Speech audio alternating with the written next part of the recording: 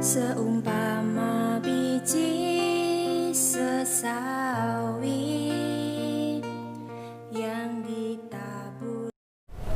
Shalom saudara kasih Tuhan, kembali kita dalam renungan ini bagian yang ke-7 dalam kita membahas soal keluar dari zona nyaman.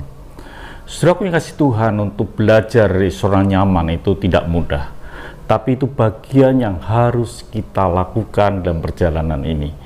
Dikatakan dalam firman Tuhan dalam Matius pasal yang ke-16 ayat yang ke-24, lalu Yesus berkata kepada murid-muridnya, setiap orang yang mengikut aku, ia harus menyangkal dirinya, memikul salibnya, dan mengikut aku. Bukankah ini juga berarti setiap kita yang mengikut Yesus harus menyangkal dirinya?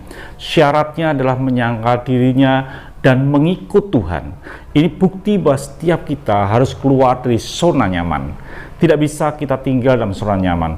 Kekristenan bukan sebuah keturunan, kekristenan bukan sebuah keputusan di mana orang menjadi pendeta atau menjadi seorang imam, bukan. Tapi kekristenan adalah keputusan hati untuk mengikut Yesus dengan menyangkal dirinya. Saudara ingat tentang kisah seseorang yang dirampok di tengah jalan. Kisahnya di mana dia dirampok dan dia ditinggalkan dalam kondisi setengah mati. Dan Alkitab mencatat dengan jelas, kebetulan ada seorang imam turun melalui jalan itu. Ia melihat orang itu, tetapi ia melewatinya dan dari seberang jalan. Mereka melewatinya dari seberang jalan. Mereka tidak mengambil keputusan untuk keluar dari zona nyaman, menolong orang itu. Tapi dia lebih mencari keamanan dirinya untuk melewati. Bukan sekedar itu, dikatakan demikian juga seorang Lewi datang ke tempat itu. Ketika ia melihat orang itu, ia melewatinya dari seberang jalan. Ternyata tidak mudah untuk kita melepaskan zona nyaman kita untuk bertindak. Padahal di dalam hukum itu semuanya melepaskan kita dari zona nyaman. Dikatakan kalau ditampar pipi kiri, memberikan pipi kanan, bukankah itu keluar dari zona nyaman? Kalau ada orang membenci saudara-saudara harus mengampuninya, bukankah itu harus keluar dari zona nyaman? Lebih berkat daripada memberi, daripada menerima, bukankah itu keluar dari zona nyaman? Setiap perjalanan hidup kita di dalam Tuhan itu perjalanan keluar dari zona nyaman, yang seringkali kita tidak sanggup ada di tempat itu. Jadi saudara kasih Tuhan, beda.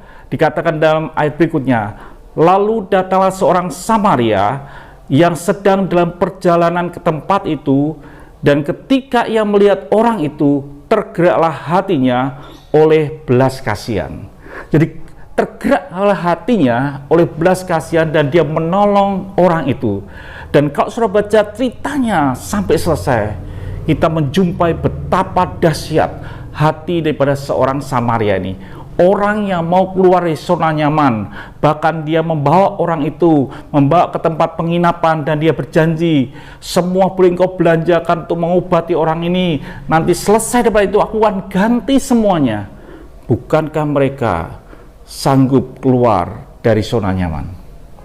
Saudara yang dikasih Tuhan, kekristenan itu bukan sekedar datang ke gereja. Kekristenan bukan kita aktif dalam aktivitas sorak hore, bukan.